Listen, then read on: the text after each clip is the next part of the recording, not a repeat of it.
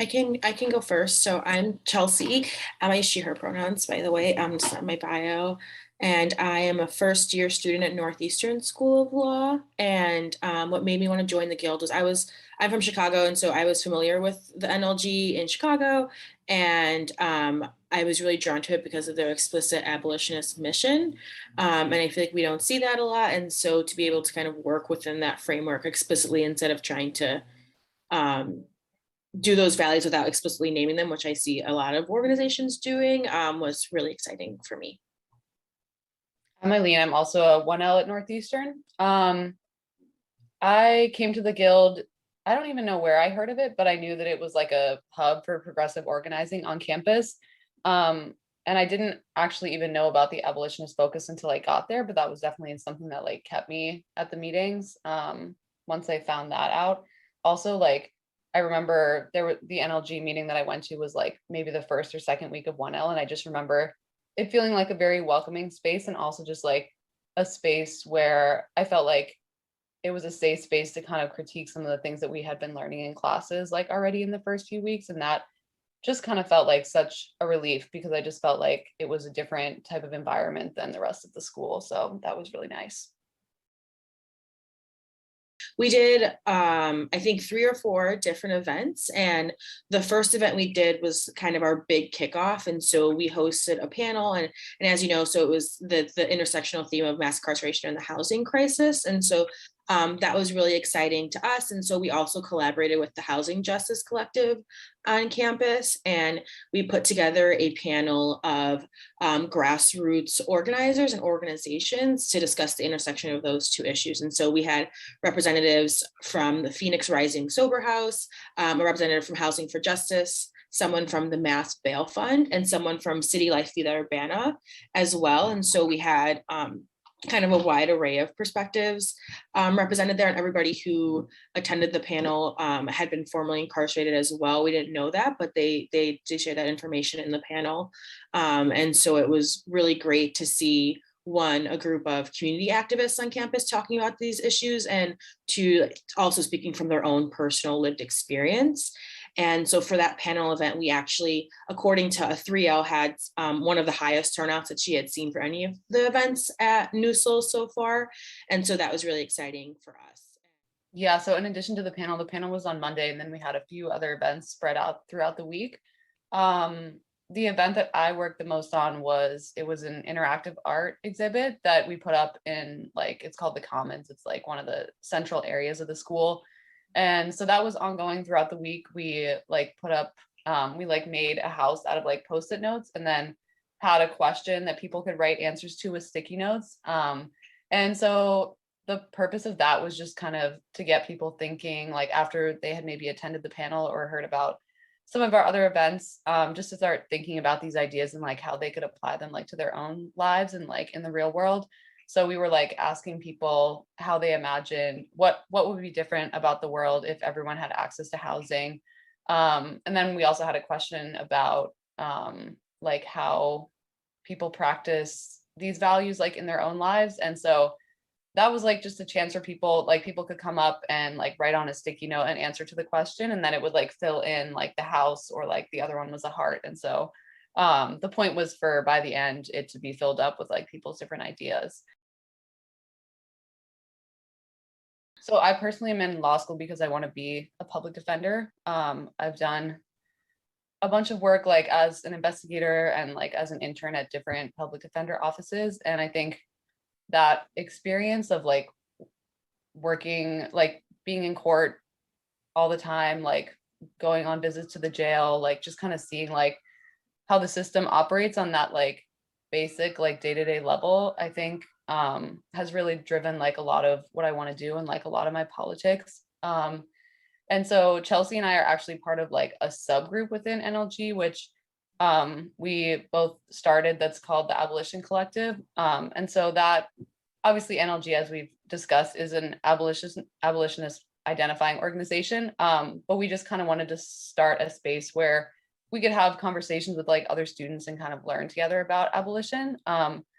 And so that has been really important to me just because the work that I want to do, I feel like is just very tied up with that. And that's just kind of like the end goal of like what I see as like the world that I want to work towards.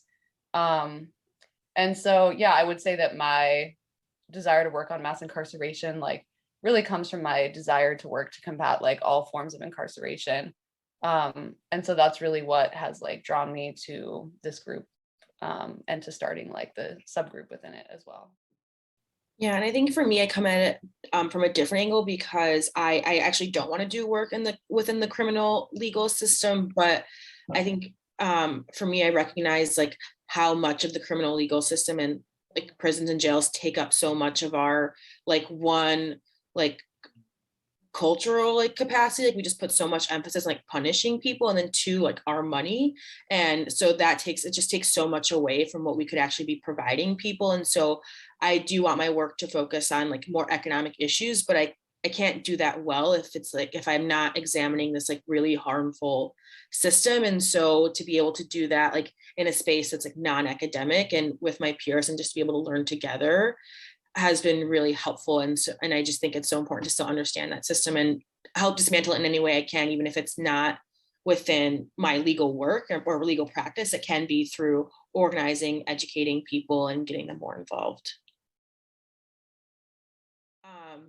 I think the organizations that we worked with this semester, I think they were all new relationships. So a lot of that is to be seen. But I think just from um, that week alone that we started working with, like I think besides like the monetary donations, which were small, but I think it's just the start of what we hope to maybe continue to contribute or inspire other people to give as well. But I do know that some folks after the panel went up to a couple of the organizers, and one organizer is working on legislation, and one of our students like offered to help with the graphic design. And so I think they're trying to connect with each other and see how they can be helpful in like that very intentional way. And maybe people call their legislators and support the bill, or for example, one of the project I'm working on in one of my classes was related to an issue that one of our organizers was talking about, that the whole reason he runs Phoenix Rising Sober House is because of this issue in the parole system that I actually worked on in a class. And so some of that work is going to be able to help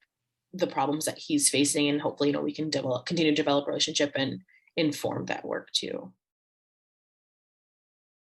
It's just like what I talk about, or like general culture of like reliance on the criminal legal system, and folks like really like having this like deep down socialized understanding of like that is the solution to lots of our problems, when we know it just causes more problems. And I think which was like why I was so excited to see a big turnout for our panel, so people can hear like real life experiences, like this is not working, right? This system harmed me more than it's helped a lot of the people that have gone through. And so I think like that narrative or like culture shift, like we're still seeing like politicians just like, it's so easy to be like to be called like soft on crime, and to be tough on crime is just like so popular, politically popular. So even with like the current increased understanding of mass incarceration. So I think like the narrative shift, because it's so hard for like politicians or anybody to be willing to make changes. And even that like an average like person still has this like reaction to want to punish people. And so really changing that narrative.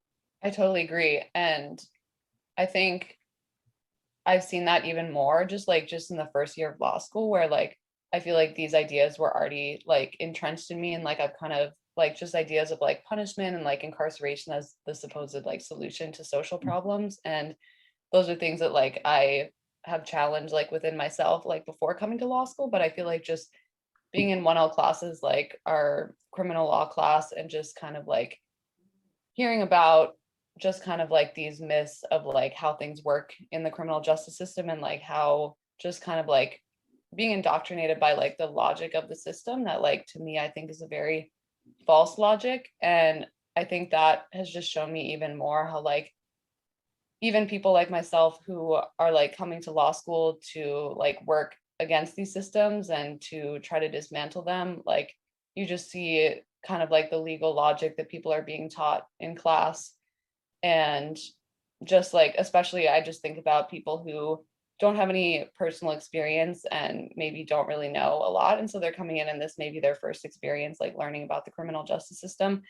And that just kind of disturbs me that people come in and they are taught this kind of carceral logic, and they're taught that that is a solution to society's problems. Um, and so, yeah, I think a lot of the problems like come from the system itself and are self-reinforcing, as I was kind of just saying in law school.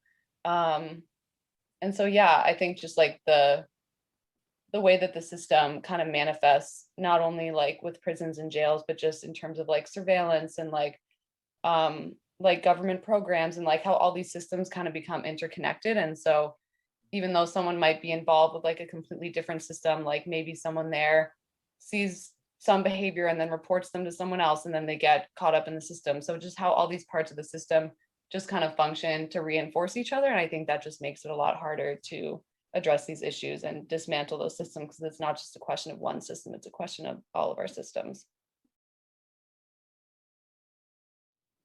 I would say that the answer to that question is yes and no, that I do think there are some things that could be changed within law school, but I also kind of think that a lot of it just comes with like that you would have to kind of completely overhaul law school and like the legal profession in order to really make change and progress in the way that I see change and progress.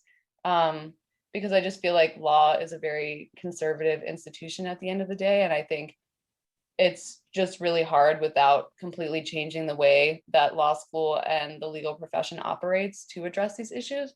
But I also do think that there are opportunities, and like I've seen them just like working with my peers and learning from each other. And just for example, like Chelsea was saying, like bringing these speakers to campus, I feel like was really powerful, because a lot of people in my section came and this was their first time hearing from someone who had been incarcerated talk about their experience. And like a bunch of people came to me afterwards and just told me how powerful that experience had been, and how it really, because in class sometimes like I'll try to bring up like points about abolition or just like questioning in general of the criminal justice system. And I think a lot of people, I've had conversations with my classmates about it, and they're like a little skeptical, like they don't really know exactly what to think. And I think it was just so powerful for them to hear someone's lived experience and hear how the system has directly impacted people. And so I do think that those opportunities are really important, but I just don't know that it can really come from the law school. Like I think a lot of it is just unfortunately falls on the backs of student activists. Yeah, I agree. I think like in the bigger picture, like the whole thing would need to be started over, and like these principles need to be taught, would need to be taught in like every subject, like property, like civil procedure, like even the ones you don't think are related, like they all are. But there is like so much low hanging fruit that folks aren't taking advantage of. And so like at the beginning of so all of our first year, everyone takes the same classes. And so this semester we're all taking criminal law, which is actually called criminal justice, which I think is in itself a problem, because it's just a very typical criminal law class. And so our collective sent a letter to all of the criminal law professors asking them to explicitly incorporate abolition into their syllabi.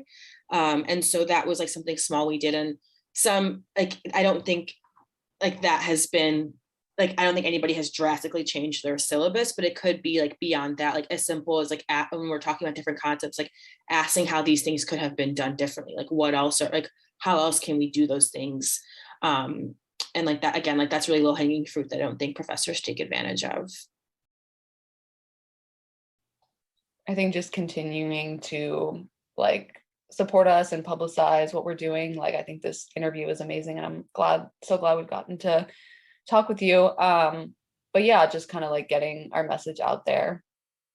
Yeah, I agree. And I think Ursula, the executive director, was like very helpful and like super responsive to helping us like try and find panelists, and that was really helpful. And I think as we, as we talked about with co-ops, like we definitely would love to, relay the message back to the rest of our organization, any opportunities like to volunteer with the National Lawyers Guild, or to potentially even like intern or co-op as well.